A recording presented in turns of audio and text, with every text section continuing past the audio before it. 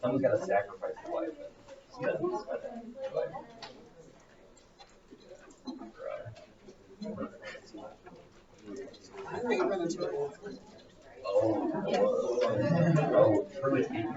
That's bad. Oh, no. All right, lab. Y'all ready? Everybody here? Good? Good. Hold on. Starting now, I guess. Plan the United States federal government should reduce direct commercial sales and foreign military sales of arms to Saudi Arabia from the United States. Contention wants credibility. Saudi Arabia has an egregious track record of human rights abuses, and U.S. arms policy has justified continual violations. Geier 19. Saudis been on U.S. weapons. Congress should try to pass laws that would ground Saudi Air Force, and the human rights agenda has never held Saudis much of a standard. U.S. applying aircraft Saudi pilots that we used to attack civilians. The brutality can no longer be overlooked. Activists in prison, and Trump continues to enable him. They are using legal means to kill people because they have different views. For Congress, the most urgent task at hand is the most doable is ending the support for the war. The conference's rises intimately tied to the great humanitarian crisis that has perpetuated there, fueled by American weaponry. And current legislation is insufficient to prevent arms used in violation of human rights, but the act reaffirms human rights commitment with a rebuke to Saudi Arabia. Hill and 17. Central tenet to this pro-Saudi dogma is the sale of U.S. arms. Saudi Arabia bought more U.S. weapons than any other developing nation. Their sales have continued despite serious human rights abuses. The U.S. law banning security assistance to any government that engages in a consistent pattern of gross violations of internationally recognized human rights. The ACEA produces procedures regulate U.S. arms sales that stated in the purpose of such sales should be limited. Leahy Amendment forbids U.S. from equipping any unit of foreign security force if there is a credible evidence has committed gross violations of human rights. In practice, the Bureau of Democracy, Human Rights, and Labor, which has responsibility for vetting under the Leahy law, barely has power to sift through arms purchases supported by U.S. subsidies almost unsupervised. And the United States is a global model for human rights. Arms sales are a critical juncture in restoring credibility. Morgan in 18, U.S. is the most preeminent military power. The use of force is closely watched. It has accelerated arms sales to governments with a poor track record of human rights. Arms sales to Saudi, despite Saudi-led coalition unlawful airstrikes against civilians in Yemen. And prime example of the harm this approach can do with thousands of civilians killed and anti-American sentiment on the rise. Even the U.S. struggled with how and when to promote human rights. There was always a common understanding that doing so was a key part of the loss of the United States as a champion. However inconsistent, further encourage governments to treat their civilians poorly, confident with no meaningful rebuke will allow, also create leadership vacuum and the country's waiting to fill it with no doubt to seek the spread. There are no strings attached approach to global affairs. And human rights credibility is key to alliance credibility, promoting democracy, and it prevents large-scale global war. Green 17, U.S. global leadership on democracy is based upon the example that America sets. For the past decade, governments have been dismantling democratic institutions out of the U.S. serve to check the worst impulses without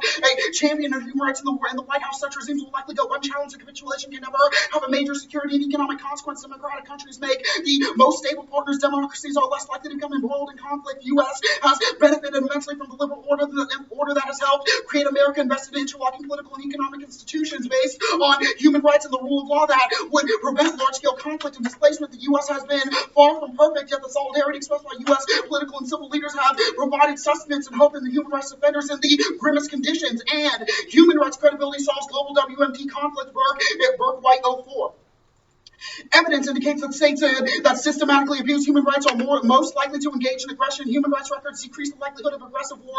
The correlation provides U.S. policymakers with a powerful new tool to enhance national security through the promotion of human rights and addresses the threat of WMD. And contention 2 is Middle East instability. Scenario 1 is Iran plan is key to stopping co-production deals that allow Saudi Arabia to produce smart bombs that leads to regional instability and Middle East arms racing to loosen Weirdham in 19.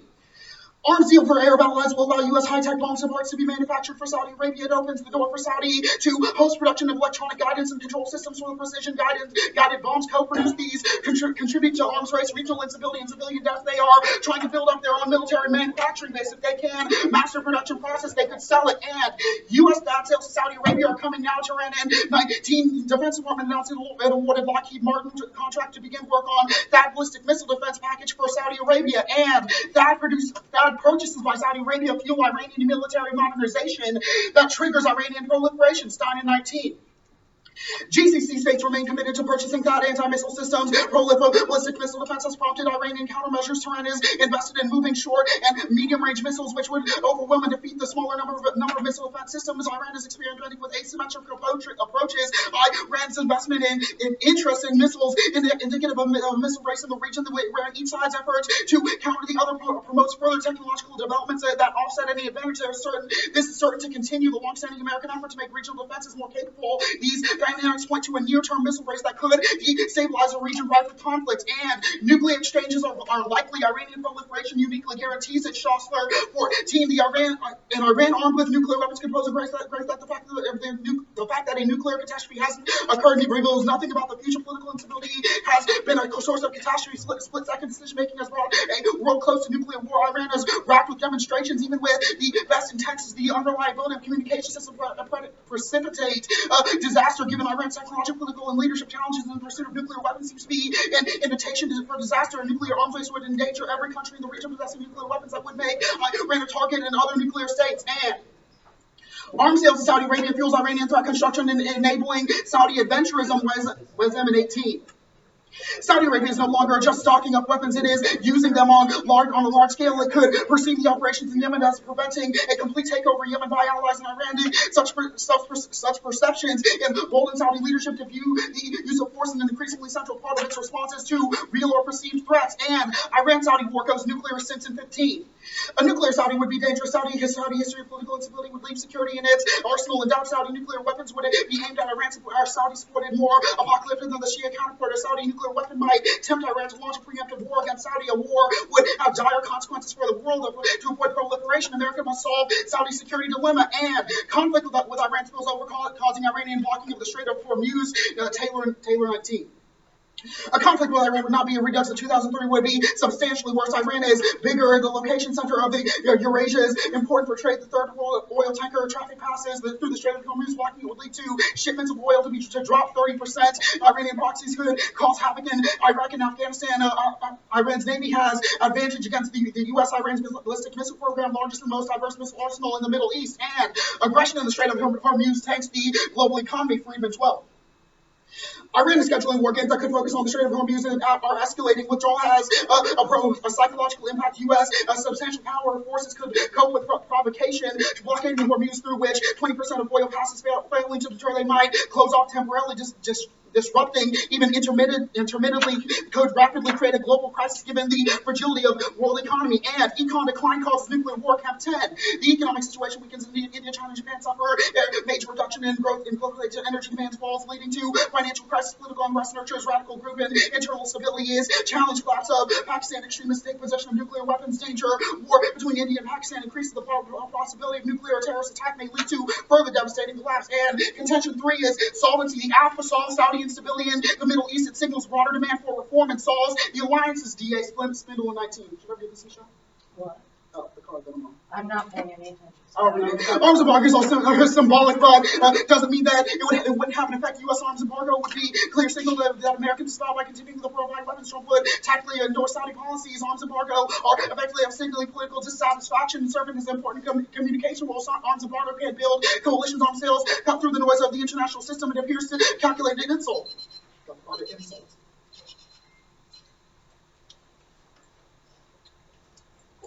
Are you good? Good. What is a direct commercial and military sale of arms? Can you repeat your question, please? What is a direct commercial and military sale of arms? The commercial military sale of arms would be any government to civilian or government to government weapons sales in the United States society. Cool. The U.S. has historically sold arms that illegally invaded in the Middle East for decades. What about our sales to Saudi uniquely contributes to this? How does ending those sales ease Iran's feelings of insecurity caused by things like the Iraq War, the renegotiation of the Iran deal, and Trump's general rhetorical belligerence?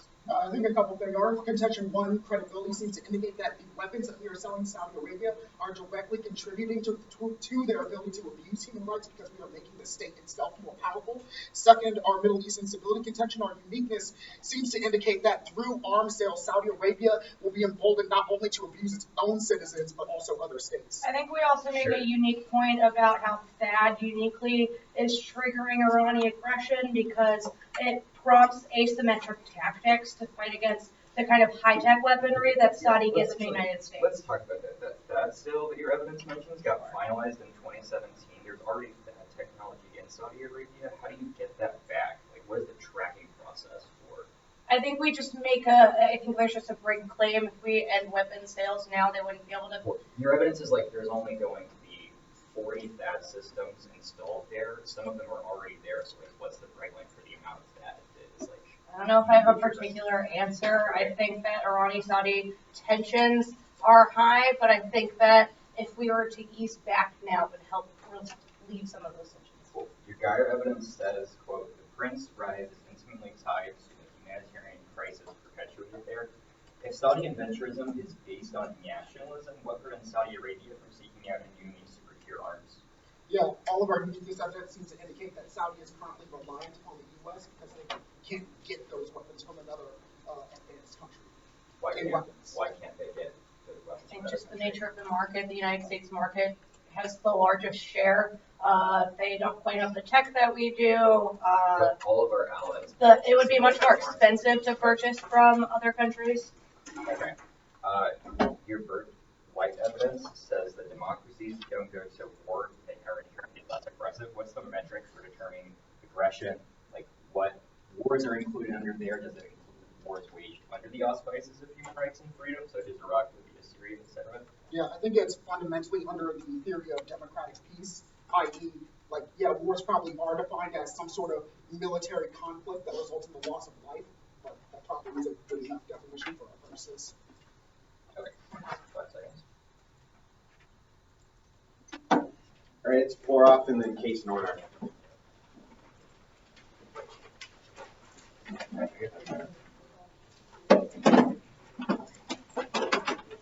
That didn't go far enough.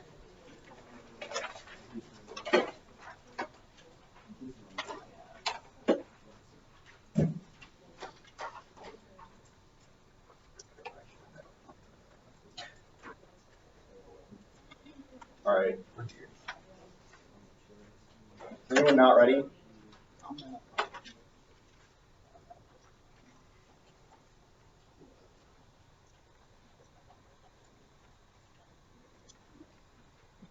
First off is the critique. The asked amendment to legal restrictions on arms trade is part of the parcel of the liberal way of order, the cloak of superstructure of militarism through the veneer of restrictions, which recenters the West as a humanitarian actor, serving criminalized low-tech violence in the global South, which normalizes Western imperialism as a sensible race force, whereas Stavridis can 16 militarism as a social relation to preparation for and the conduct and organized political violence allows us to examine historical, socioeconomic, and political sources of military power, while the number of deaths caused by the arms trade is important yardstick of militarism frame goes beyond numbers, rather it captures the influence of military relations on social relations in general. This requires broadening the empirical focus beyond conflict in Africa and organized crime in Latin America. Key features of liberal militarism include military production as a commercial power, the distance attacks of southern populations, containment of the social conflict at home, and policing of empire abroad, often featuring supposedly small massacres. Justifications based on humanitarian values are central to legitimizing liberal militarism, preempting criticism through reassurance and giving radical protection from challenge. A combination of human rights serve to criminalize low-tech violence, legitimate high-tech forms of war. The deterrent of law is productive for the social and political context that makes possible certain forms of war, and blazing piracy is received to comply with the law itself is partly produced through global order in which contemporary war is quarters. What is at stake in the legitimation of specific forms of war fighting and war preparation. The alternative is to engage in imperial critique and to wage arms transfers within the broader continuation of lateral north-south violence. It generates a new terminology for understanding the conflicts that the Yath describes as primarily internal, using a false distinction between the state and self. Stravinsky's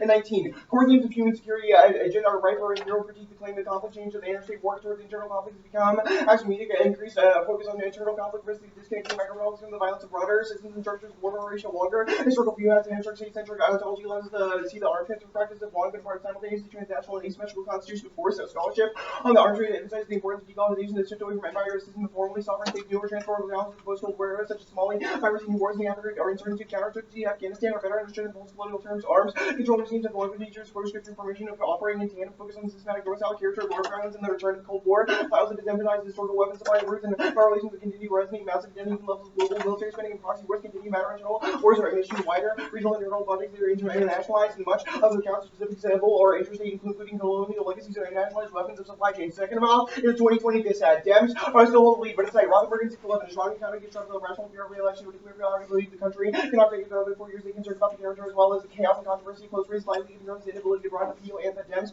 will be energized the Dem ticket to preserve the narrow bit of clear advantage, and Dems are criticizing Trump's Middle East strategy to gain both Afro and Nabrios in 19 mid tensions and Trump pushed $8 billion on deal with Saudi Arabia. Recent moves drawn backlash from Dems candidates criticized Sanders' work around Biden criticizing Trump for having no foreign policy. In second term, Trump collapses the global economy and causes fast, unstable rate entry from U.S. international commitments. Quarter in 18, Trump is resorting primacy, strengthening ties with the bloc in Israel, confronting Iran while confronting China and Taiwan for trading SDS. Trump replaced hawkish patches with even more hawkish primacy than if he won.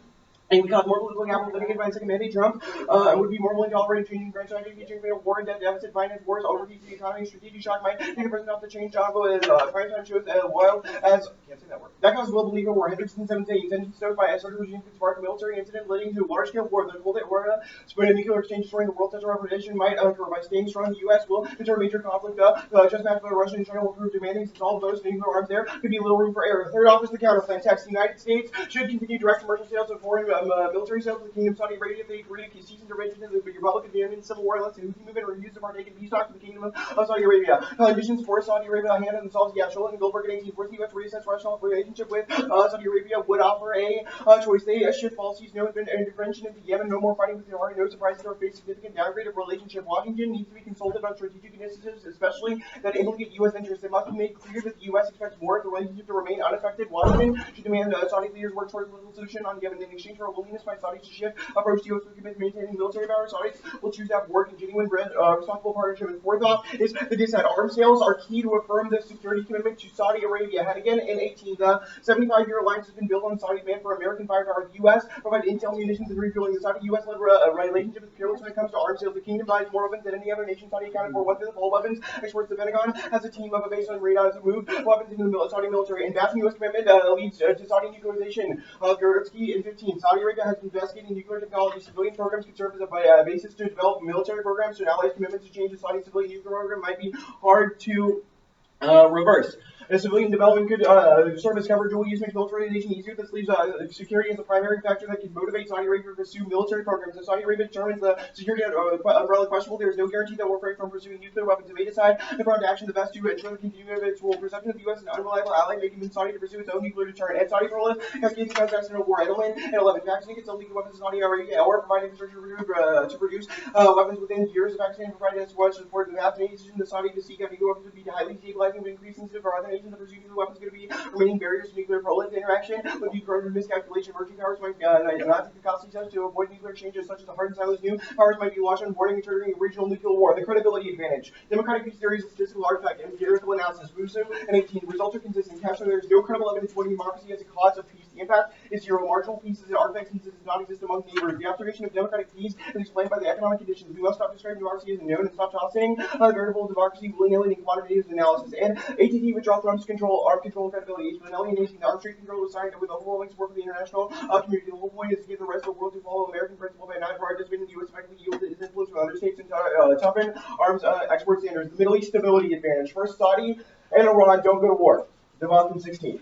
Saudi Arabia and Iran will not go to war. There are two important reasons for which one can be sure of this. Saudi Arabia does not have military capacity to go to war with Iran. Iran doesn't have serious ground troops. Real war between Saudi Arabia and its allies would be a catastrophe for countries' ambitions. And no risk of nuclear terrorism. Can't access or build. Blues in 18. Defensive measures to prevent terrorist attacks have been successful. Only 3 came to fruition and 1 resulted in death. At best, they achieve minor disruption. The possibility of fire nukes remain hypothetical. Allocated efforts to war amateurs. Experience shows constructing devices very hard, even for states that can devote massive resources. The state has devices. Korea has no connection to terrorists, nor any reason counting will give those devices. And THAAD solves prolif. Resili in 18. THAAD is a recent addition to U.S. anti-ballistic missiles. The system is designed to smack down ballistic missiles at altitudes that are zoomed to the Earth. Having that system deployed may dissuade countries from rolling nuclear nuclear weapons to match enemies' arsenals so that that's assuming dissuade regimes from aggression. Some countries now rule out the possibility of their non-proliferation commitments. If that becomes unavailable, reflects a recognition the system is a realistic option. And arms sales take the place for deploying on-ground troops that would be comparatively worse. That leads to Saudi instability and terror. Rosenfield in 12. Direct action is undesirable because dangerous to risks. Direct defense would demand large-scale and dispersed troop deployment in the Gulf. A presence in Saudi Arabia would endanger the monarchy, increase risk of terrorism against the U.S. Saudi political legitimacy based on leadership to safeguard Islam. Presence of Christian troops is seen as an affront to those principles. Saudi is spending billions building security forces so they can defend from aggression to Iran without stationing large numbers of U.S. troops in the territory. And Trump can invoke a national emergency to circumvent the amendments in 19. Trump chooses to invoke obscure state of emergency that would allow it to sell billions to Saudi Arabia and the UAE. The president can certify that an emergency exists, that an immediate transfer is necessary in the national security interests of the United States. Trump is only using the loophole because he knows he cannot sell weapons any other way. And I'm going to go back to the credibility advantage. Right off. Trump terminally dooms leadership, but even post-Trump, the U.S. is totally ineffective. Bynum in 18. Even if the U.S. had expertise, governance problems are political, not technical. If the U.S. tries to give local powers, politicians may see this as a threat. Improving governance requires patience and sustainable programs. The Cold War consensus is gone, and opponents are increasingly influential. The U.S. is becoming even less willing to hard work of improving governance. Americans are reluctant to meddle deeply in other countries' counterterrorism. All right, cool. I skipped the E25. I'm ready to go. All right.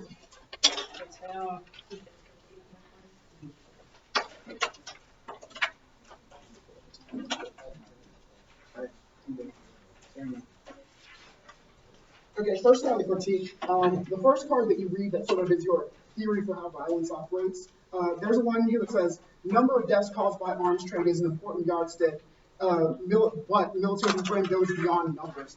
Does this card seem to indicate that stopping arms trade is good or bad, I suppose? I think that the line that you read just says that there are different measurements for, evaluating impacts. We think that, Well, I mean, it definitely does seem to indicate that arms trade is bad. So I'm wondering, what do you mean? Why would it indicate that arms trade is bad? It says that there are deaths that can happen. We think that the act will result in more because it obfuscates the actual militarism that's taking place. Those deaths can be prevented. But either way, post-alternative, is there still arms trade in Saudi Arabia? I'm going to let Kyler get this one. Yeah, so it's a K of legalism, right? It's a criticism of the idea that we can ban particular technologies or limit our criticism of arms trades to a particular country without situating that within a broader historical and political context. What we're saying is that arms control exists, not simply. Yeah, so you're not actually answering the question. Yes, I am. Oh, no, you're not.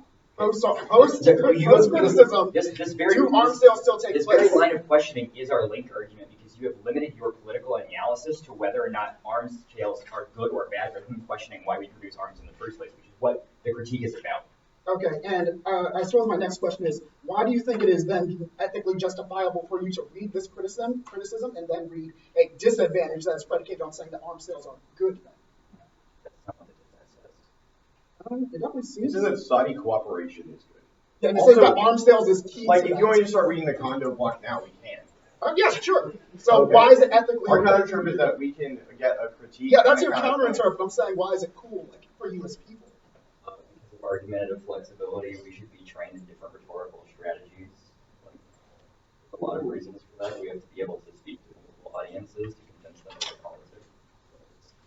All right, so then on the case page, I'm wondering, your no nuke terror card just seems to indicate that terrorists couldn't get a nuclear weapon from North Korea.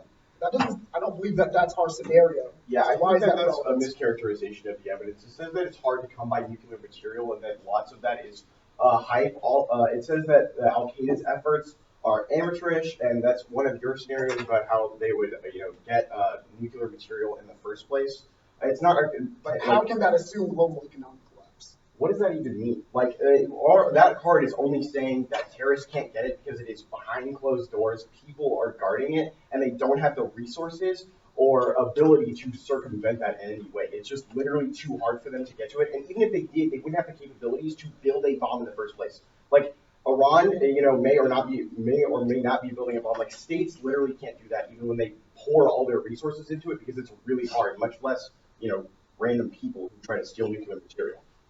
Yeah. Okay.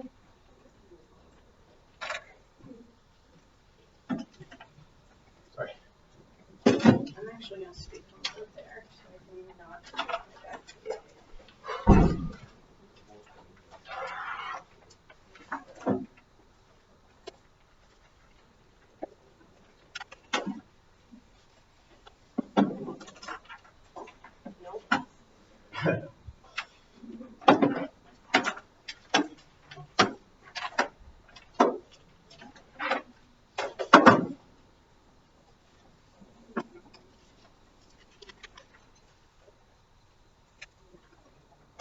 So the order is going to be the credibility advantage, the Iran advantage.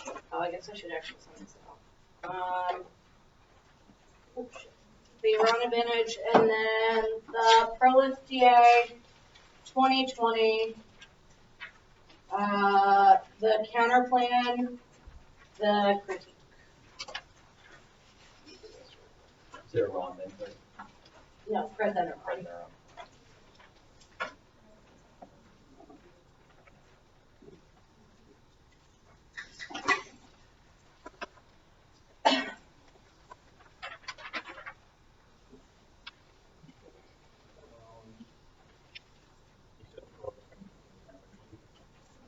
Yeah. That's a lot of better. Sabotage. Learn how to infiltrate the state. That's our Order one more time. arc. Order is credibility, Middle East, ProLift DA 2020, counterplan, critique. Everyone ready?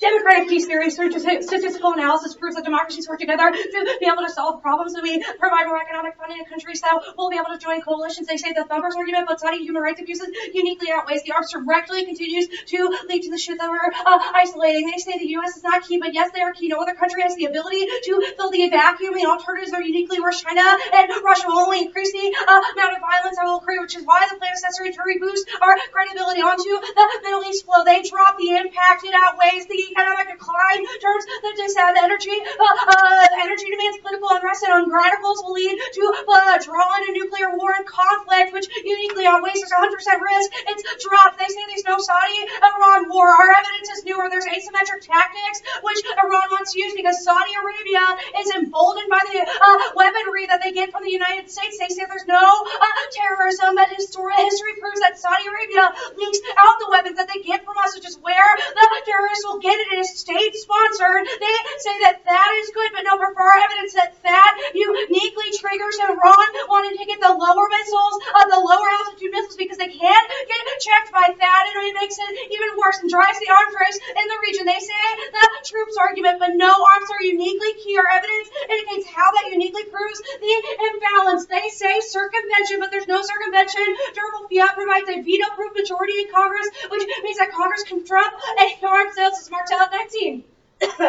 Pompeo notified Congress citing Iran line activity and threatened increased action by Houthi combatants and invoking an emergency president of the arms specs where control act complete sales that Congress had not approved under the National Emergency Act. Congress overruled presidential declaration for the president could veto any such decision would take 2/3 of both houses, and the National Emergency Declaration would take a veto-proof majority of both houses to change the law and seize power back from the president. Onto the Saudi DA.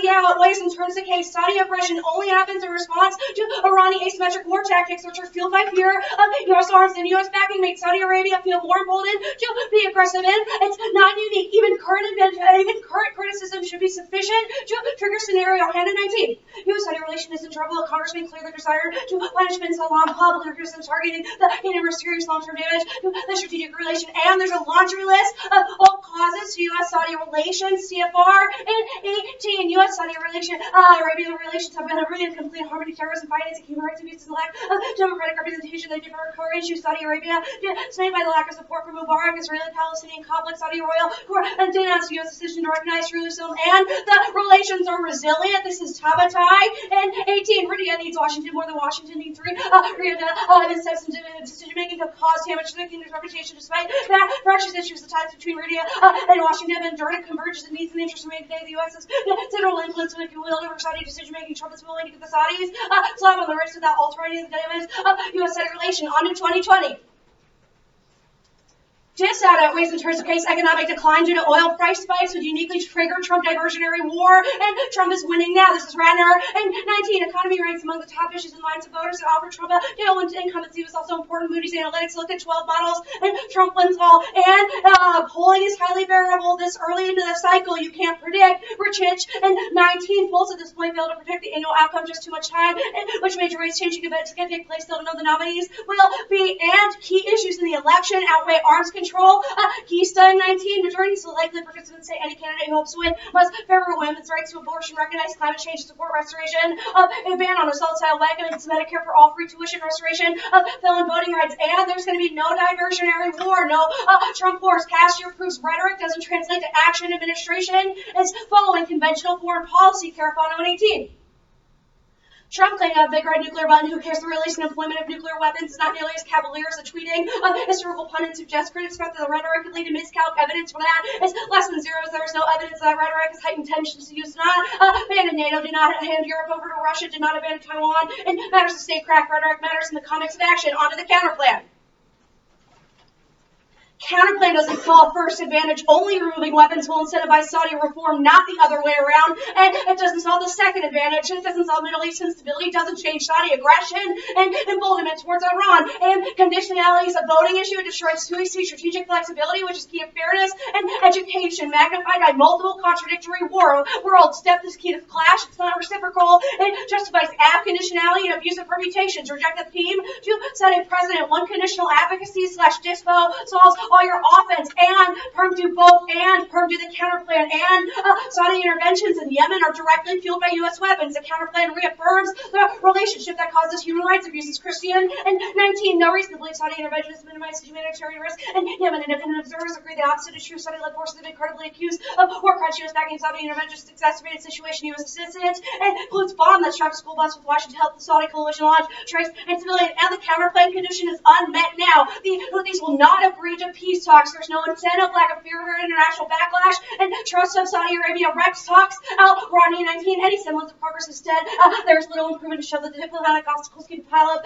Yemen's president said talk with the UN pillars come to no surprise the most. Yet many to the international community favor political expediency over addressing conflicts. Causes Houthis those tended to implement the agreement and do not fear reparations for violating. On to the critique. Framework, the action gets away the case. Anything alternative moves the 1AC and destroys fairness and education. And perm do both. The app is not a one-off reform, but an intimate critique that highlights arms transfers is one part of a broader machine of violence. The alternative to purity politics that destroys potential for emancipatory change and these vulnerable populations open to suffering. Strategic use of technocracy and expertism redirects power against itself. Petrova in 18. Emancipation is not an endpoint, but a process of striving for concrete realization of all utopias. Critical work is aggressive points which change is possible rather than radical projects. Post-structuralist criticism reified structures of dominance. One sees the rules are redirected against those who had initially imposed them. Intellectuals use their expert knowledge to challenge the prevailing regime of truth, deconstructive critique, as deliberating, but providing a normative agenda and informing political change. Considerably that critical and provide low practical guidance about the way to dismantle the process of power structure, trying to promote change. One needs to assume responsibility for choices made. The tools to challenge military practice will always be short of ideal of abolishing violence. Ultimately, the question is a world with bans on landmines and cluster munitions or with an arms trade regime better or worse than a world without them. Modest change opens up new horizons and helps imagine alternative worlds. And even ethical frameworks would conclude we should prevent existential risk. Boschman 11. We have considered existentialist utilitarianism and consider when viewed through other ethical outlets as aspiration for a better society as part of this continuity is important shape of human history as an interest goes beyond the quality of life of population at a time. Existential catastrophe would put an end to humanity as a strong pre-professional reason to avoid it. Market that.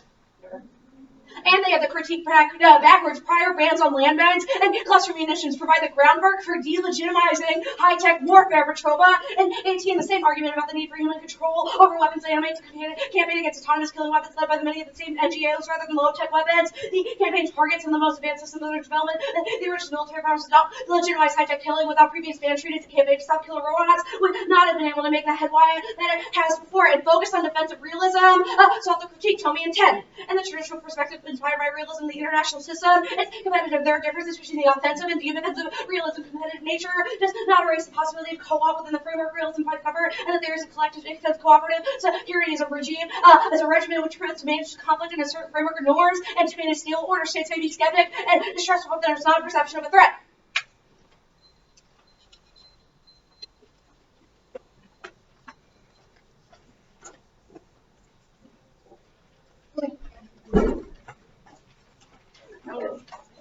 What happens to the Saudi-U.S. relationship post-permit? We indicate that we will not put up with any human rights abuses. No human rights abuses. Do we still work with them militarily? I think we still maintain some relationship with them, sure, but we no longer give them arms. Okay, what are arms?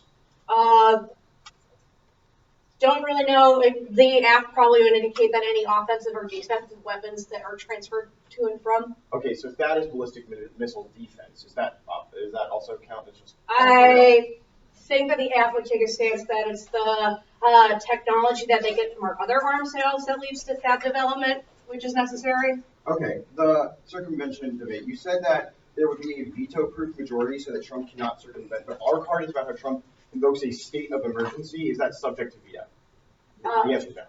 I think the card indicates that that Senate would be able to override a veto, or would be able to override that veto when it comes to the emergency acts. Comes to emergency acts? Okay, I don't think that's true, but that is all right. I want to talk about the troop argument. You said that arms are key to prove imbalance. What exactly does that mean?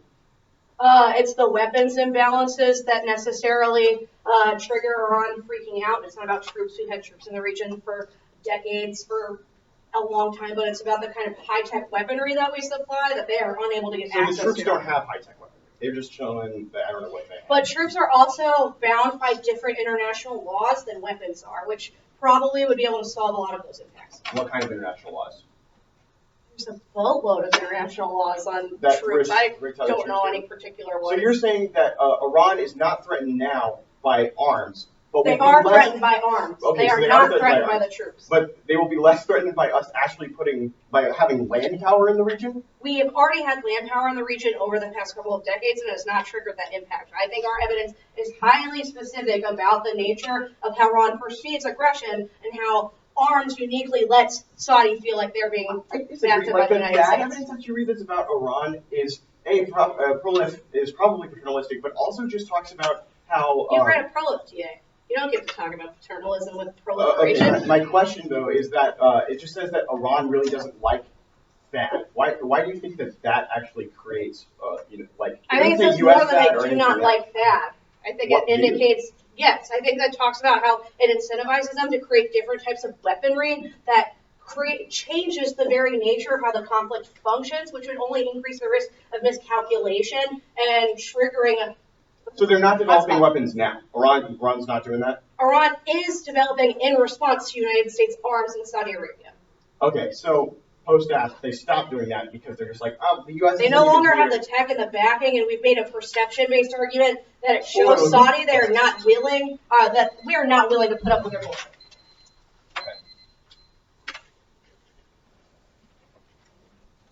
Where is 2020 and the critique?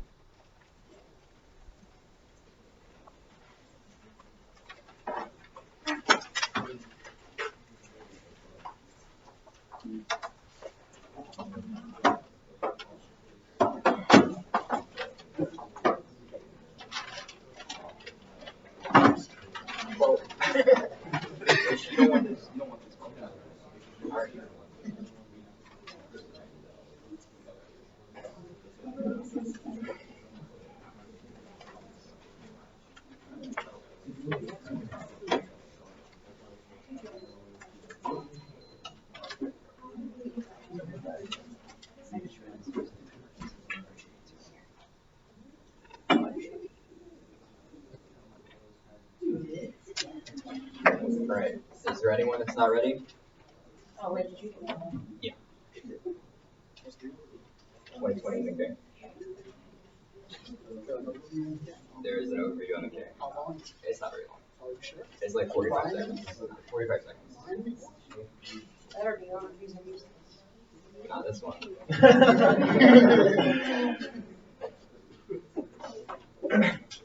Okay, is anyone not ready? Cool. Concede Trump wars are just rhetoric. We're not going for it, but there's no impact to economic decline because diversionary war becomes a diversionary tweet, i.e. Trump merely wants to stoke hysteria, but won't actually initiate conflict. The 1AC impact card is about, you should prefer evidence because the 1AC impact card is about generic decline, but this card is specific to Trump. Okay. The app is a liberal way of waging war that purportedly resists imperialism via arms control, but in actuality refurbishes militarism through a humanitarian frame. The question to be asked in this debate is not should we sell arms to Saudi Arabia or not, but should we produce arms in the first place? Their inability to interrogate that question limits the horizon of their politics to continuous tinkering with militarism, but entirely sidesteps the question of abolition. They normalize domestic military production, distance drone attacks in the global south, and police as hunters of human beings, which create cycles of endless wars rendered invisible by their focus on interstate conflict. The impact comes before extinction because that balance is ignored under their rubric of collective bodily preservation. The alternative must come first. Absent engaging in imperial critique, the broader system of militarism remains outside of the app's epistemic frame. This makes their politics terminally ineffective because it relies on tainted scholarship. For example, banning arms sales would simply cause the U.S. to give Saudi Arabia weapons as economic, humanitarian, or security aid, which still results in the same weapons being transferred under a different moniker. It's proven by cross-sections the 180 as sales requires monetary transactions, but donations wouldn't be accounted for under the app's embargo. It turns case and flips the direction of the solvency debate. Only analyzing the power and history embedded in arms controls can generate sensible approaches to arms transfer that stop Renakis. Now, the framework debate, first of all, is the counterinterpretation. The app is a piece of scholarship, and you are an educator, not a policymaker. They have to defend the entirety of the 180, not just a 9-second plain text. Any other interpretation justifies app conduit and moves predictability. Second, you should filter impacts through proximity. The only thing that leaves debate is debaters. So if when they are actively invested in systems of balance, it means they export subject to strengthen rather than challenge power. That means you should vote negative on presumption if we win. Their education is mired in violence. Even if they spill up, it will be to stabilize rather than contest power. 3, if we win framework, we don't need to win a material solvency claim because it's just a question of rejecting unethical scholarship. Ace of point is decision-making, training us to reject bad policy even when we don't have alternatives. Key to real-world ethical decision-making. You wouldn't vote for a border wall just because there's not a concrete alternative. B of point is political imaginaries. The demand for detailed alternatives and plan scenarios reinforces the status quo by discounting alternatives as utopian and impractical. They have an entire academic complex writing in their favor, and the very existence of liberal militarism means alternative political systems have been categorically erased, which means they will always have the advantage of detail and specificity. Rejection alone is sufficient because it reclaims epistemic space colonized by militarism, which is a prerequisite to generating alternative arms control regimes. C of point is critique. History informs the present. The state-centric ontology erases the role that smaller scale conflict has in escalating and stoking tensions abroad. The process of imperial critique is performed by the link debate, which exposes the power dynamics latent in the 180. Attention to the longevity of arms sales and its roots in perfecting militarism is a better starting point to craft solutions than a knee-jerk ban because it provides an informed starting point to tackle the root cause of conflict rather than continue to nurse systems, and there's no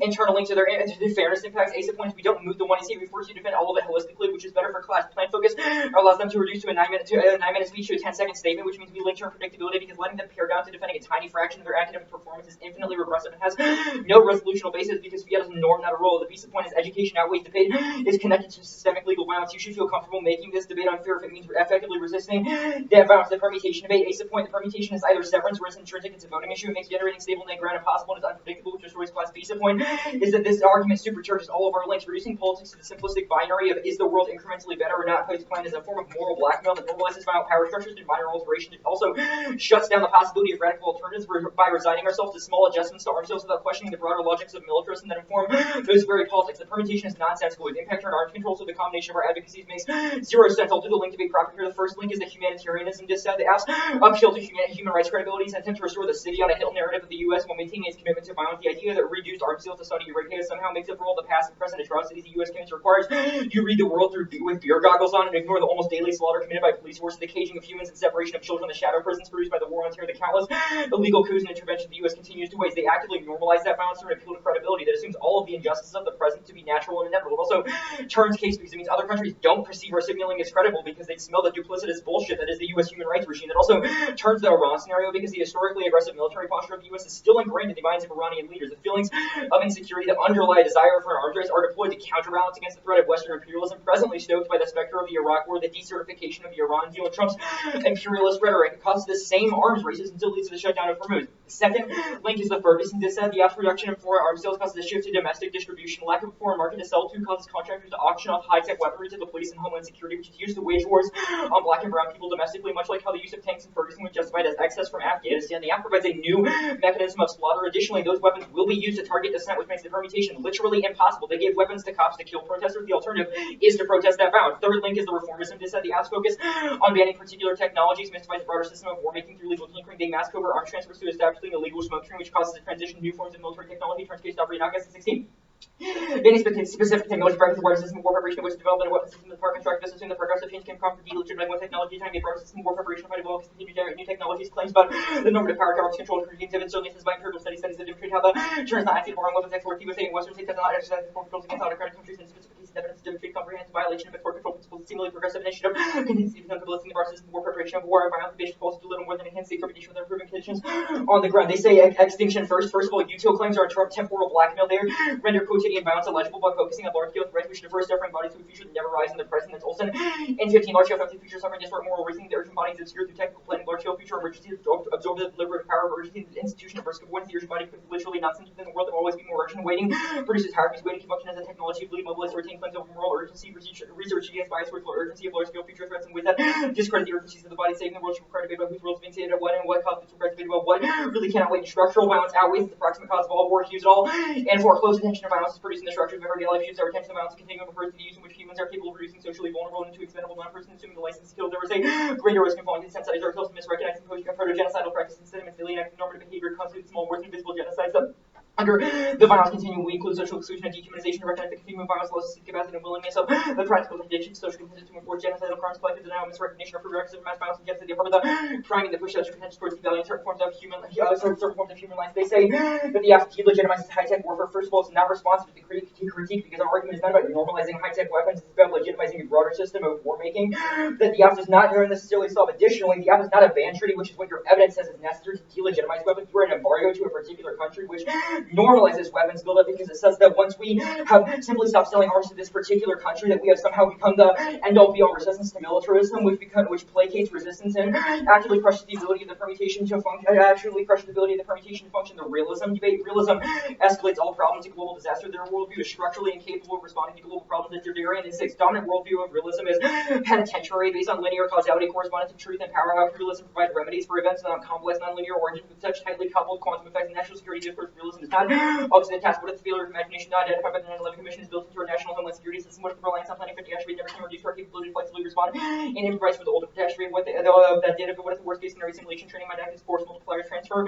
Isolated events and seem to attack global disasters. First step to move beyond the wheel spinning debate, but parentally keep security doors always one step behind the global event and power configuration of the state system is rapidly being sustained by a heteropolar matrix in which a wide range of different actors, technology drivers, are necessary for reducing global effects through interconnectivity. The alt explains conflicts better. That's Strawberry Knockus in 18. Essentially, new challenges such as smiling policy and wars in Africa and counterinsurgency and anti-better understood in post-colonial terms. Historical weapons supply routes and power relation continue to resonate massive and unequal level of global military spending and proxy wars continue to matter. Essentially, civil or internal wars are enmeshed in wider regional and international projects. These are internationalized sources of much what counts as civil, including colonial legacies, weapons supply chains, and seeking to shift from the state and the individual within the international system. Human security continues to distort internal relations much. Balance remains coordinated by state, paramilitary, militia, or organized actors, but the shift towards discussion disorganized mass spoken militarism can reach the feedback loop between the northern center practice that is better tuned to operation power and armed violence.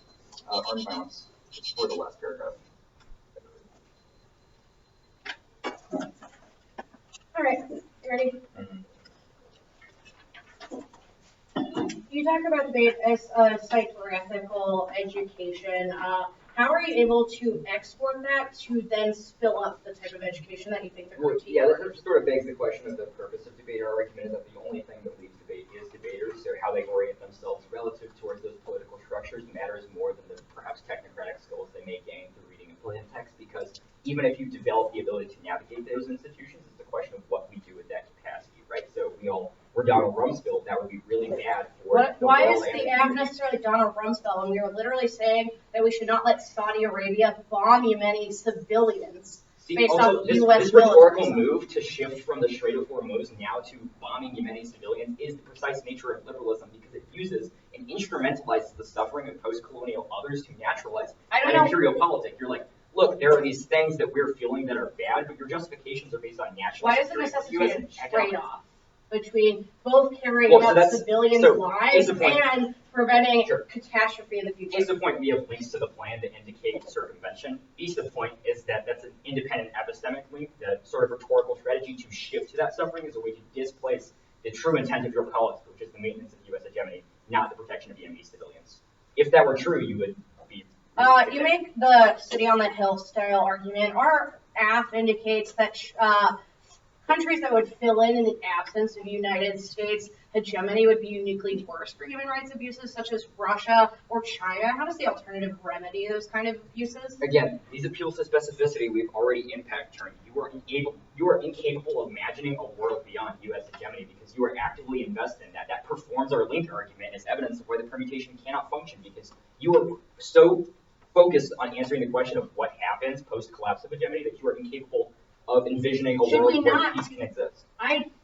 Why is futurism necessarily a bad thing? If We did it not say- prevents the We didn't say futurism is a bad thing. We're saying that the futurism that you imagine is bad because it remains wedded to hegemony. Militarism. Sure. Let's talk about the Ferguson dissad.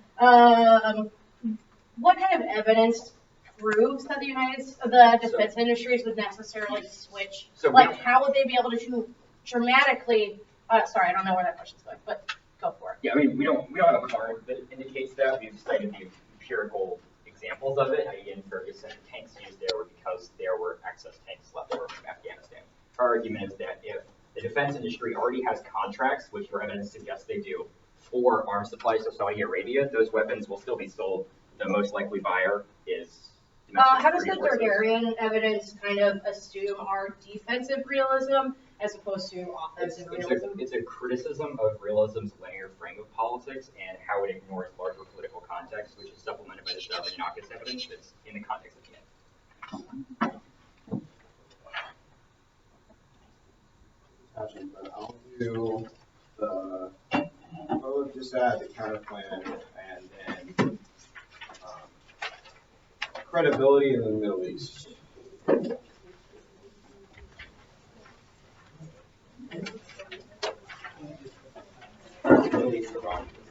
Yeah, credibility Iran. You said, sorry, easy. Yeah. Okay.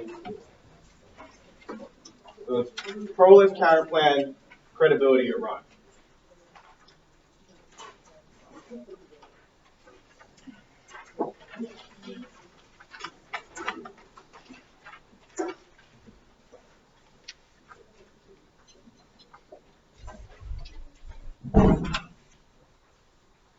Anyone not ready?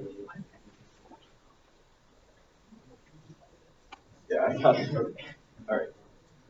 On the proletariat, everyone can see that relations are resilient. That means that the app cannot solve the perception internal links because people will still be able to see the U.S. as allied to Saudi Arabia, and the internal links for their credibility advantage can never be solved. And on the counterplan, counters, if we get the sense of one counterplan and one critique first, the negative flex test the app from multiple vantage points. There, inter forecloses on multiple types of education. That's key to institutional sabotage, so we can prevent things like the app and convince everyone to do the alternative. And two is education increases exposure to a diversity of arguments and determines the best option. And third, forces efficiency and critical thinking. And fourth, air neg, first and last speech and limited prep checks abuse by the negative. And five, lit checks. All of our arcs are core of the topic, and you should direct the argument, not the team. We're not even going for the counterplan, and concede the perms. It's just a test of competition. We're not going to go for it. The case. The credibility advantage.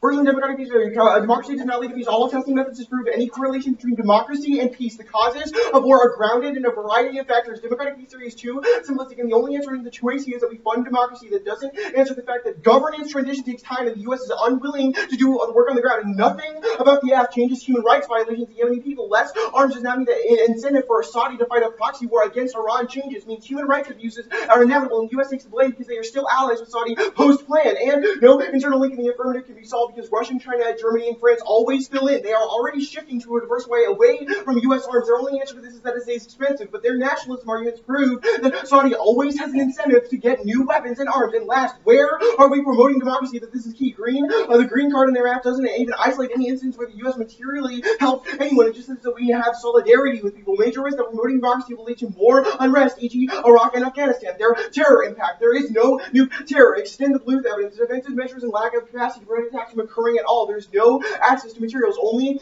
state organizations can get it from North Korea, and they have no terrorist ties. And their Burke White card, the bottom of the credibility advantage, is a joke. It has one line that says states that respect human rights are less likely to obtain nuclear weapons. Even if that's true, there is no reason why human rights credibility would solve that, because the plan only solves the U.S. having cred, not other nations. Literally, this card is a list of things that would be good, and that it has one sentence about stopping WMD use. If you think that they've done enough work on this to warrant a terror impact in the 2AR, then I think you should give the card another glance. The Iran advantage.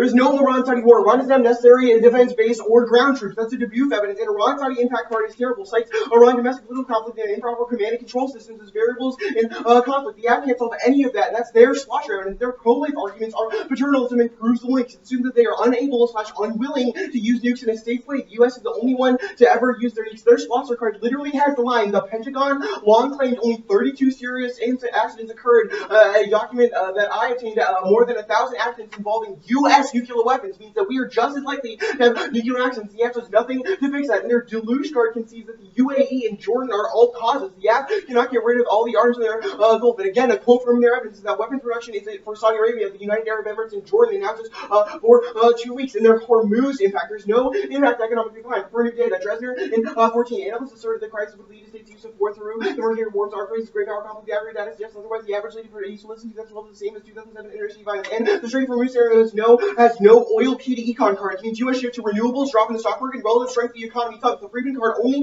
says that we are vulnerable because of post-recession fragility. We are past that now. This argument is the equivalent of saying oil sanctions on the U.S. would cause World War III. And the Kim card is A, old, and B, about Asian countries having less growth. The app can't solve that by getting more Saudi oil. And you can also, the end of their Freedom card says that Washington will be extremely cautious. Iran signals willingness to close Hormuz, but doesn't cross the line. Each avoids unacceptable actions. And the truce trade app argument, they don't answer this. Post one, Saudi replaces arms sales with troops based in this country. Cross-sex is terrible for the app and the troop argument because they just say that land power is non-unique. That misses the boat on this argument because it doesn't assume a massive increase in presence. And it is false. We don't currently have high levels of troops because of the proxy of arms sales. And that turns Saudi Arabia war and Middle East instability. One, they now have actual forces to mobilize against the IRGC. Two, it attempts preemption by Iran because they can predict U.S. troop movements. And three, it maintains status quo levels of arm in the region and just in different hands. That's our Rosenfield evidence. And it turns human rights credibility because troops show up and commit human rights abuses, e.g. Funima, Vietnam, and like everywhere. Countries don't trust U.S. troops on their soil, and selling weapons instead of sending our own troops launches military foreign advancements that stop terrorism. Meriwether in 17. American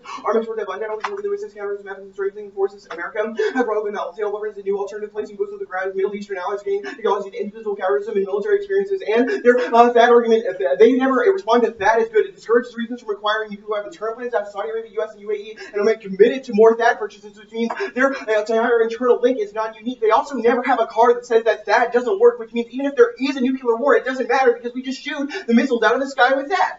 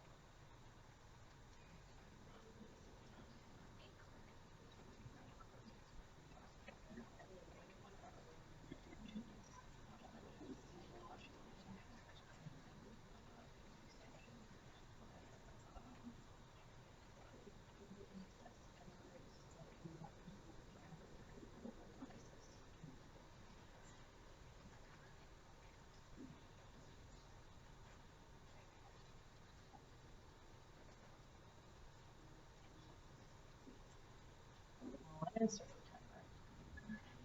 How much prep are you using? Judgment.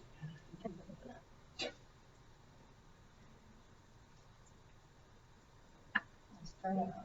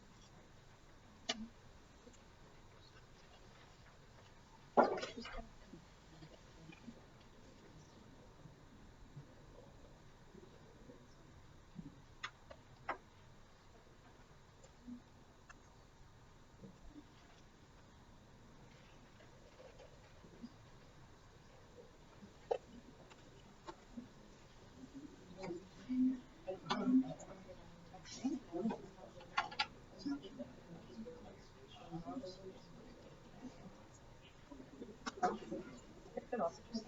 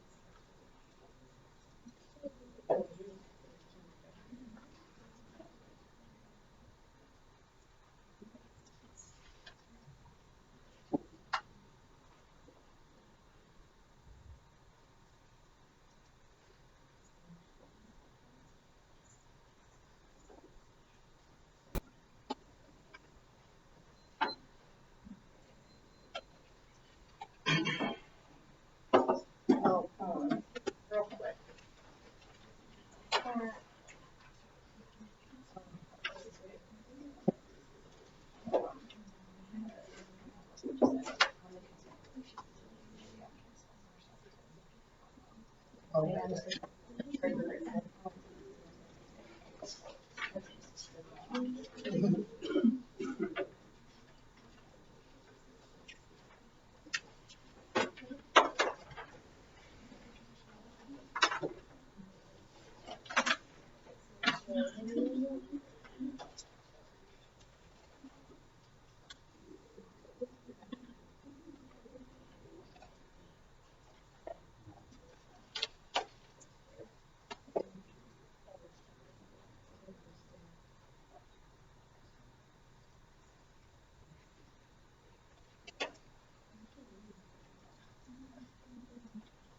So, order for the 1AR is going to be Pro FDA, then Case, Cred, Iran, WK.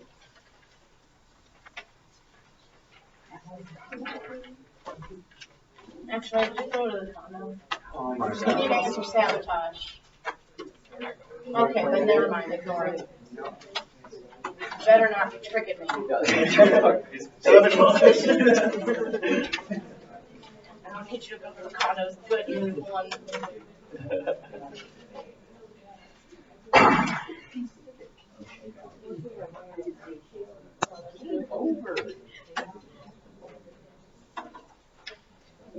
Everybody ready?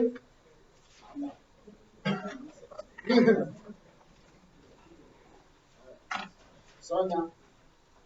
On the prolif, the just answering the argument that them conceding relations resilient means that takes out the app. That's not true. The app is isolated, unique instance in which Saudi Arabia and Iran war could take place. There are already tensions in the status quo. This is going to be on the case page, but uniquely our argument is that through arms sales that emboldens Saudi Arabia and empowers Iran's threat construction of them. That is why the affirmative is necessary. Go to the credibility advantage.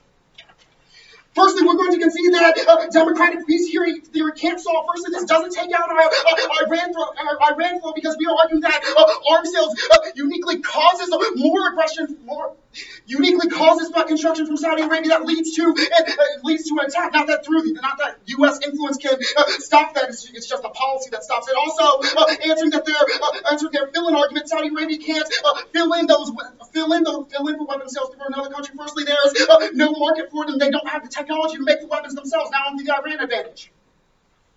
Firstly, they say no Iran-Saudi Arabia war, but yes, there is. Tensions are taking place. Tensions are already in the status quo, and we are at a brink. However, arms sales exacerbated and push it past the brink through emboldening Saudi Arabia and causing Iran to feel further threatened. Also, they say that there's no access to materials for nuclear terror. However, no one concedes Michelle's arguments from the 2AC that Saudi Arabia will leak nuclear weapons to terrorist groups. There's no answer to that in the book. Also, they say that our pro-lib arguments are a form of paternalism. However, Noah contradicts himself. He points out that nuclear weapons have only been used once in all of history. That is exactly why we should use caution when we feel that other countries might use them. Also, Iran has proven that they can't be trusted with nuclear weapons. Also, there's no impact of paternalism anywhere in this debate. Also, they've done it themselves via the pro-lib DA. Next, they say that there's no impact of nuclear war, but yes, there is. You can look to our Friedman evidence. It says that through Iran blocking the Strait of Hormuz, there is a psychological impact that causes a global crisis. This is the internal link to our nuclear terror impact. None of their cards presume a world in which the global economy is tight and countries have less ability to protect their own nuclear weapons. Also, Saudi Arabia leaking a nuclear weapon. Next, this also answers their argument that we don't have a card that says oil is key to the economy. Yes, we do through the Friedman evidence. You should read it. Go down to the troops. The troop ship. Yeah. They say that troops are worse than the status quo. However, troops are worse than weapon sales. However, Michelle answers this in the 2A. She makes the argument that we have isolated weapon sales as a cause for Iran threat construction. The reason this is true is because U.S. troops in Saudi Arabia are not used as a mechanism to inflict human rights violations, but also attack Saudi Arabia, attack Iran. The weapons are directly used in that process. That is our argument for why weapon sales are worse. They also don't have a card for why troops are used to attack Iran, so I don't know why you would prefer that over our evidence. Answer THAAD, arms race disproves. They say that THAAD stops a nuclear war. However, that's not true. There's simply argument of the threat that THAAD could shoot down a nuclear weapon. They are presuming a world in which a Iran-Saudi Arabian war takes place, i.e. both countries are launching weapons at one another. That could lead to a spill-up in possible fill-in from other countries. That is why we should use caution when evaluating this impact. Also, they say that Iran wouldn't cross the line to block the Strait of Hormuz. However, yes, they would because they have expressed intention to do so in the past and through all of our internal link scenarios. There's a probable scenario that would. Now I'm critique. Firstly, you should weigh the affirmative. That's a pedagogical prerequisite to fairly evaluating the cost or benefit of the proposed policy option. The scenario planning indicates that applying theory to policy is key to improving IR scholarship. This answers all of Kyler's arguments about stopping political political imaginary and that we erase alternative systems of value. That's simply not true. You should look to the scenario planning card that Michelle read in the 1AC. We argue that through tying theory to policy, we can actually imagine new worlds and new futures in which we better understand IR. Also, that's a reason to prefer our interpretation. Next, the permutation debate. They say that is severance or intrinsic. No, it's not. The permutation is simply us arguing that we can use the scholarship of the affirmative to better investigate how militarism operates. They have not answered our arguments about how we are uniquely isolating how structural violence is tied to and ultimately causes a spill up to large-scale impacts. They are not mutually exclusive in that evaluation. Also, it's true that the app is a research project. Research can change and be improved over time. Yes, research can be changed and improved over time. You can again tie that to the scenario planning card. If all debaters take out of the debate space the education that we gain, if we win the fairs, is that time? All right, so put it at 6 minutes. All right. Yeah, Rip. RIP. College debate.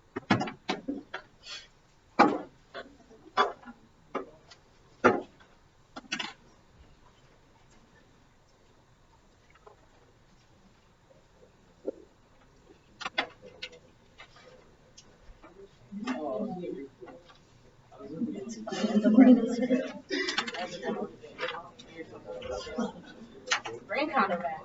It's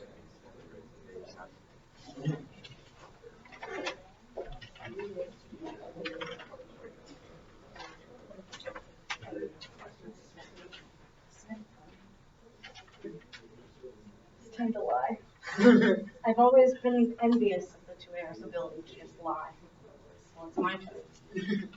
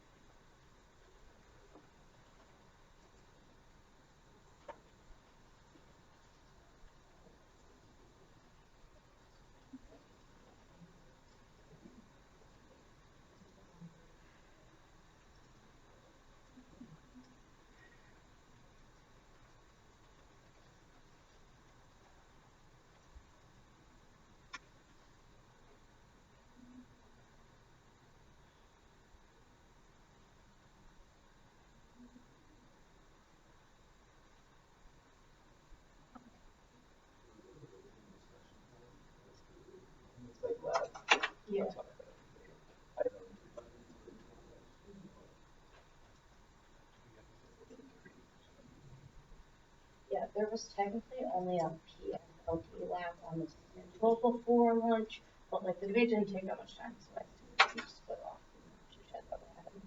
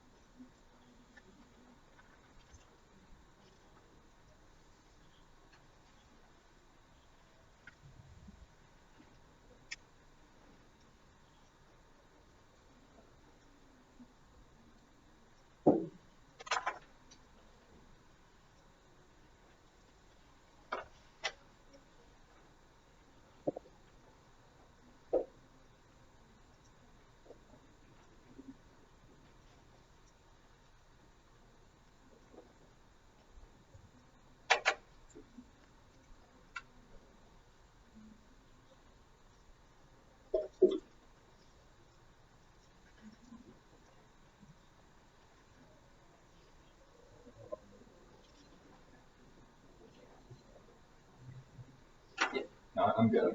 Yeah.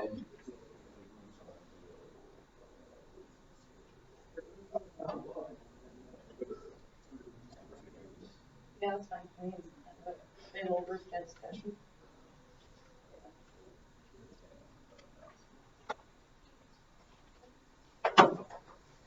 The order is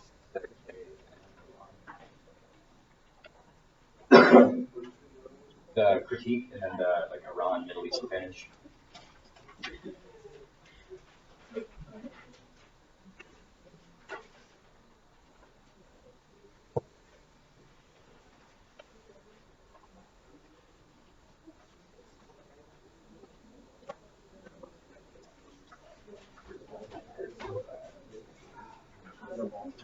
I don't know. My lower back was a bit more. I don't know. You stay in the dorms? Yeah. That's really shitty, guys. Well, I always have lower back. Never done anything about it. It's fine. I was told 11 something. But mine was like.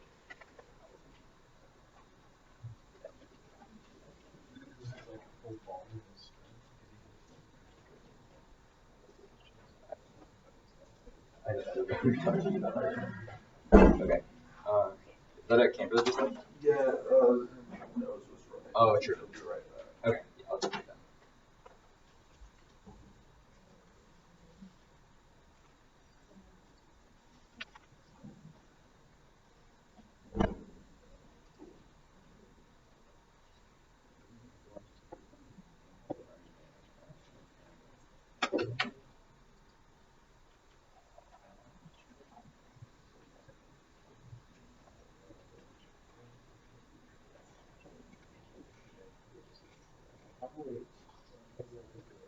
I'll try to catch it.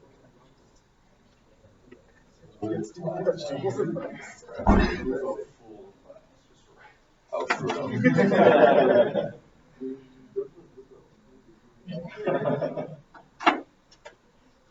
Person screaming so fast.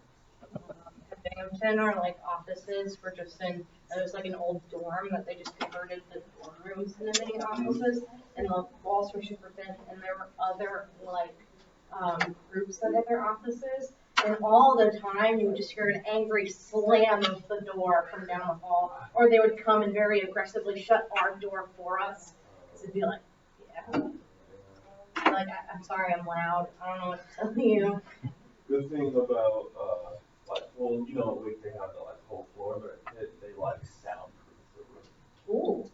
Everything actually in the apartment they soundproof, like even our little cubicles. So like, Well, they sound absorbent. yeah, so it's like even if you think you're making a lot of noise, like apparently the person next to you really can't hear it. So, yeah. I will say that the department is like kind of like a panopticon. It's like you walk in, everything is glass, and so like in your back is like facing them, but they are like they can just look at you at any moment. I don't like that. Yeah, that's, I hate that. Yeah, like everything is just like transparent. Yeah. It's like a whole wall of glass. Really?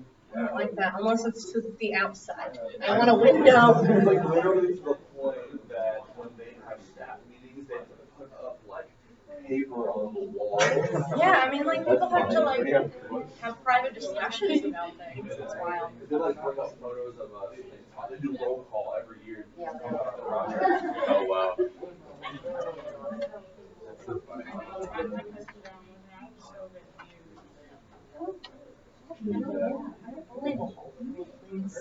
Give me something somewhere for me to wiggle in at least a little.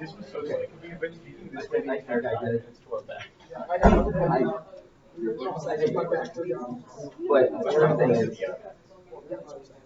well,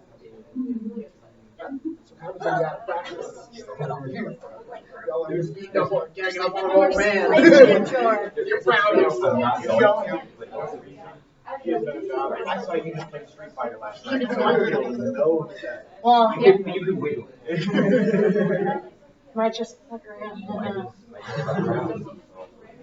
Oh, I didn't work last night, but I was. Yeah, I was playing we came back because I hate remember things, so I wrote. I highlighted and I threw together in my 2A's. She's like, I took some notes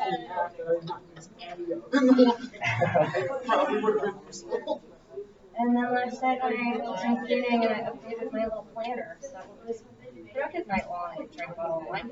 Nice. Alright. I'm in a thing now. Look at me. We're talking about planners. This is my planner. Brian's grill. I like about You deadass know. stickers. You deadass know who's Brian? My work schedule. I'm really excited.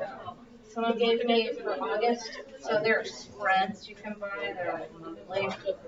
They gave me this really cute, like llama themed spread. And one of the stickers is super cute. So for August, I did it. There's a Go Girl sticker, so I put it over one of the WDI. It is the 3rd through the 7th of August. No. Spider-Verse was so good. It's on Netflix now? Shit. It's either on Netflix or I'm playing it well. It's both. Spider-Verse is like. I literally saw it in Theater's Choice. Yeah, I just pirated it because money moves, you know. Well, we went while we were at the coast to go see it as a team. And then I got home and I was like, my nephew needs to see this. We're going. I can help you out always, bro. Nah, we're good. I'm putting a filter on that. You got priorities. I need to go back and go back. My sister's gonna be at an event. Not too worried. We'll start with that.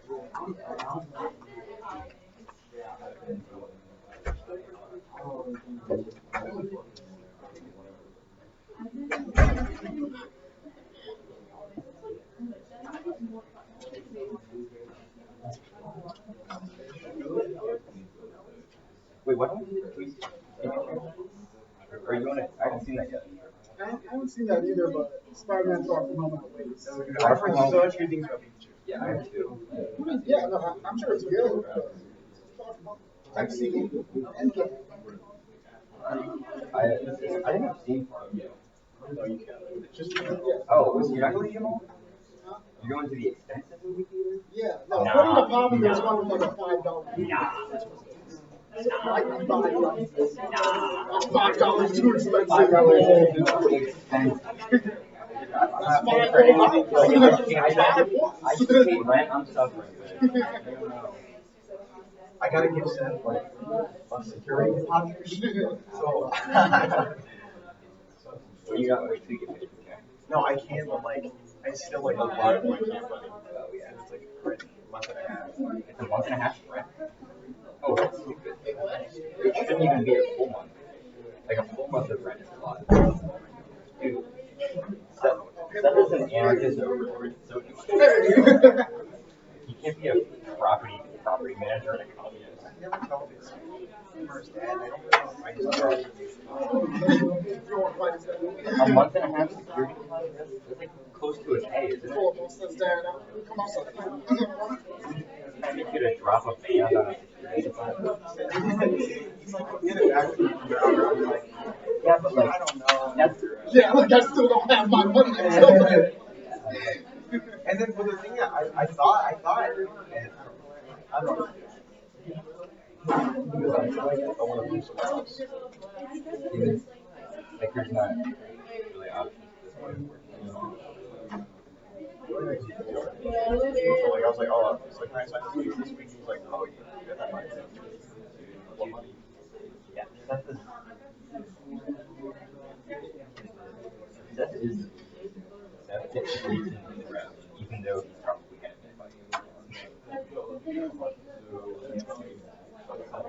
This whole debate. you remember who was no.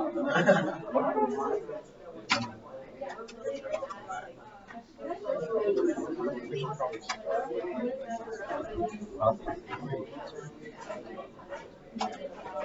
Thanks, guys.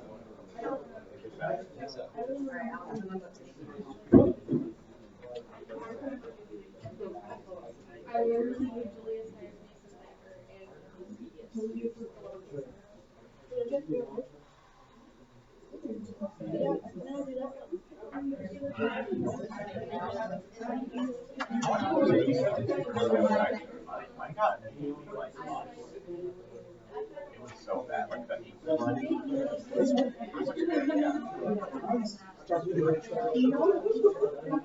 It was so hard to get off. So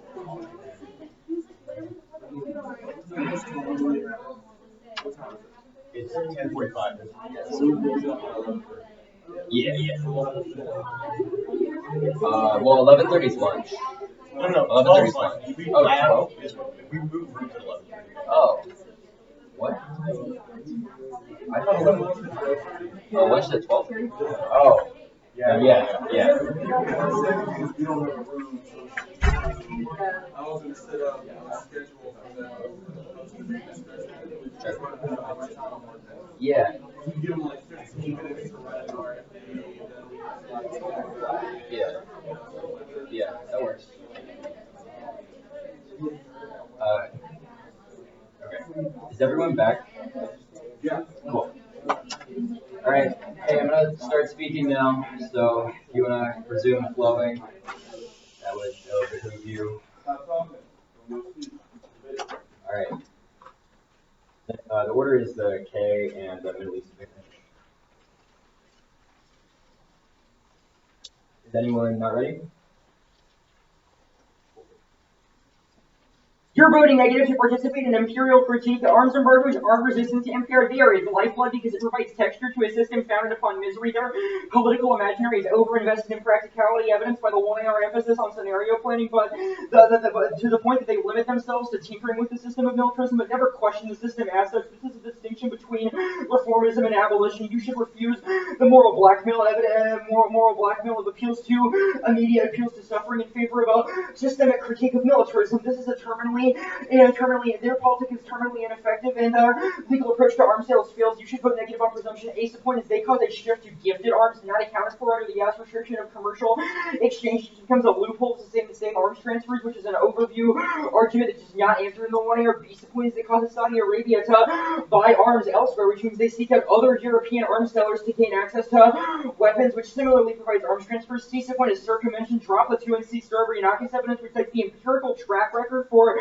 U.S. arms export controls and concludes that there is a, quote, comprehensive violation of export control principles because policy is guided by the dictates of power, not the other way around, which is why legal reform cannot check itself because the law exists and is predicated on violence. You should voting negative stalls because rejection clears epistemic space to imagine alternative approaches to demilitarization rooted in a broader criticism of militarism rather than continual tinkering with arms controls. There's no fairness impact to framework in the one AR, so it's just a question of ethics. If we win a link argument, we internally turn the validity of their scenario planning by proving that it is mired in militarism. They've also conceded proximity framing, which means you should prioritize ethics at the center of your decision making because the only thing that leads debaters are debaters. So if we win a link argument, you are voting negative because it means that the subjects that their model exports are committed to rather than resistant against violence. Your ballot is a yes/no question, a yes/no evaluation of the app. They've conceded 2 reasons why we don't need to win a material solvency claim so long as the process of critique is sufficient. The ace of point is decision making, training us to reject bad policies even when we don't have a concrete alternative is necessary to allow us to say no in the face of violence, even if we do not have a ready-made solution to it. The ace of point is political imaginaries. The power will always have the benefit of specificity because the victors write the course of history, and alternative political systems are always erased by the existence of militarism. They have an entire academic industrial complex writing in their favor, which means they will always have the appeal of practicality. But you have to refuse such a delusion in favor of rejection because that clears epistemic space to imagine alternatives. It solves the permutation links prove that their move to talk about Yemeni suffering is disingenuous. They have not read a single card in this debate about structural violence, but the rhetorical strategy to make a shift from discussions on the necessity of opening a Hormuz Strait to protect oil interests in the U.S. to now discussing Yemeni's children is a precise form of moral blackmail, moral blackmail deployed by liberalism insofar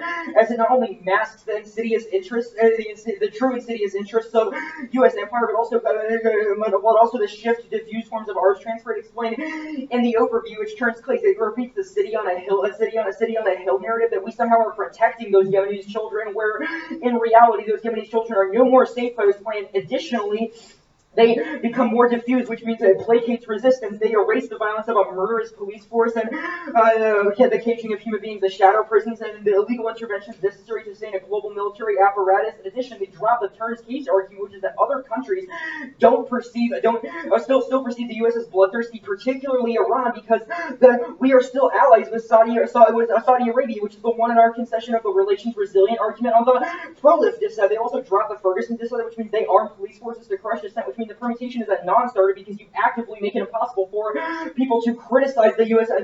military-industrial complex because they're getting shut down by the police. The argument that research can and should change is our argument, and it proves the framework debate because we changed your research practice through introducing a critique, evidenced by the rhetorical shift from a focus on oil and relationship to national security to saving kids, which proves that our argument about framework and changing scholarship. The Iran page, there is no impact to economic decline extended to 1 year. It's a hanging internal link, and they don't have a diversionary conflict thing. Even if they did, they dropped that Trump is all rhetoric and wouldn't do so. The troops turn case because weapons sales are ambiguous, but U.S. boots on the ground are a definitive message to Iran that we're committed to active militarization. The non-unique argument is not responsive because it results in a massive uptick. We've read comparative evidence says that U.S. boots on the ground are uniquely more destabilizing because it's a non-equivocal commitment to militarism. Troops also, which means they also commit a massive human rights vices, which even if they keep the other advantage, it's still incredibly justifies incredibly fucked up violence, like a ridiculous amounts of sexual assault and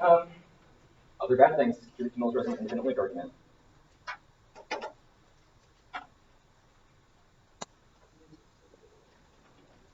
So 5 minutes is not enough.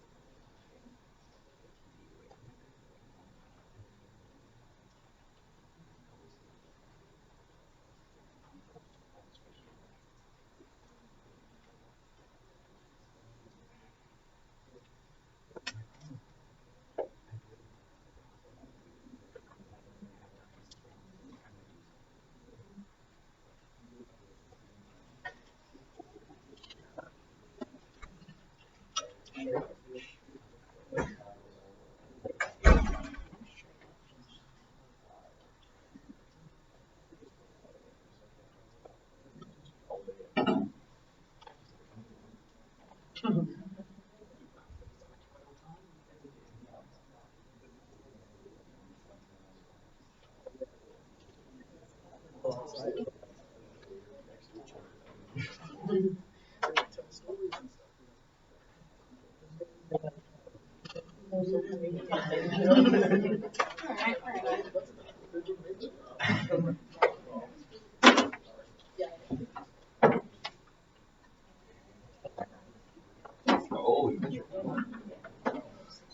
I thought I lost it last night and I had it press, and I was like really sad.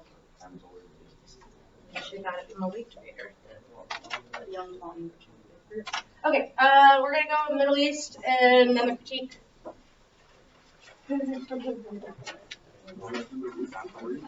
What? Oh. It's gonna be some fun.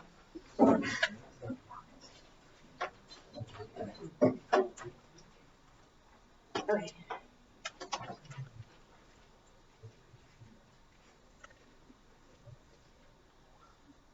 They dropped that Saudi is going to link weapons to terrorism, which immediately destabilizes the region and will trigger the Iran-Saudi war because it increases the amount of aggression, which will lead to extinction. Terrorism will happen without arms sales being removed, and that is uniquely bad. It also leads to economic decline. I don't think their evidence assumes a world in which the Strait of Hormuz gets shut down because Iran perceives this kind of terrorism and asymmetric weapons as a sign that they need to act first to be able to check back Saudi emboldenment, which only the weapons is going to be able to do. They say the boots on the ground argument. No, the court doesn't even specifically indicate arms sales, such as specialized security forces. But historically, we have had troops in the region, and it hasn't led to increase risk of nuclear war. Only weapons. They don't answer the THAAD argument that proves the weapons that the United States provides Saudi Arabia uniquely triggers Iran aggression because they feel that they are lower on the totem pole when it comes to military technology. The THAAD makes them invest in missile systems that cannot be that can avoid the THAAD system, which means they will resort to tactics that the United States is not prepared for, and it will only trigger aggression because the because they will act first, which will turn a small-scale conflict even worse because the United States gets drawn in, which will turn the critique because when the United States gets drawn in, that only makes the city on the hill narrative uniquely worse because we now become the protectorates of the war in the region, and we have to insert ourselves into unnecessary conflicts that we wouldn't have gotten into in the first place. We should default to the affirmative. How to do critique? We should get to weigh the app. It's uniquely key to fairness. They said there wasn't. Ian did say that there was a fairness impact. It's key to being able to have grounded banks, but also said no. The critique is the case is going to outweigh arms sales. Uniquely props up U.S. hegemony in a way that is worse than the impacts of the app, and also war would uniquely turn structural violence because the United States would just resort to even worse forms weaponry. And so in Saudi Arabia and Iran, but the permutation will be able to stop the app as a net benefit to that permutation to be able to resolve extinction, which they are not able to do. Scenario planning is uniquely key. We need to use military analysis on details to create practical solutions to the arms of the militarism, and through the 1AC theory without praxis is meaningless and leaves violent powers in place. They do not answer that there is a fill-in between China and Russia, which would lead to uniquely worse forms of violences. Our scholarship is good. It creates ethical scholars empowered by the tools to make effective change. Their post-structuralist critique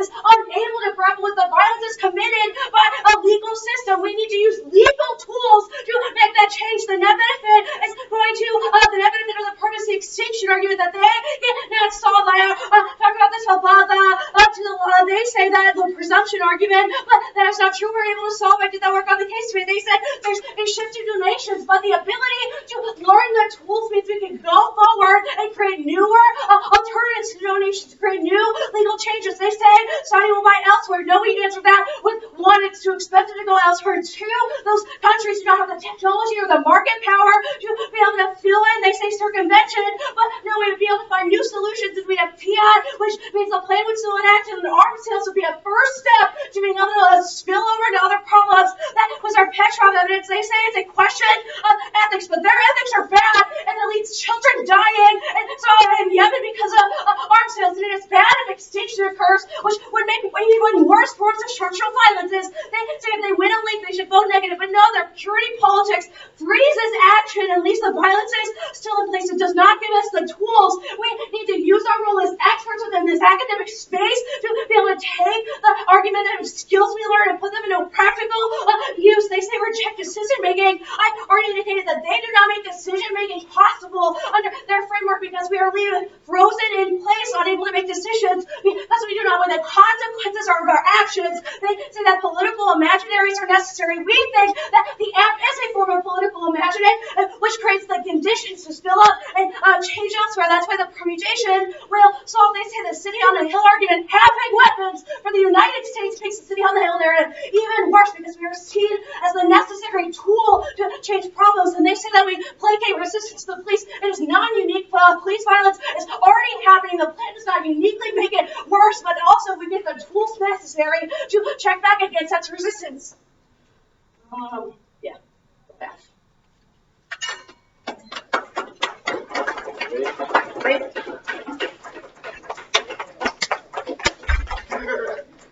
Talk about moralizing. I'll moralize you back. We're about to time you 15 minutes. Right, you're out of your decision. You're not going to actually have to give your decision in this room. I know at least the K-Lab will talk about your decision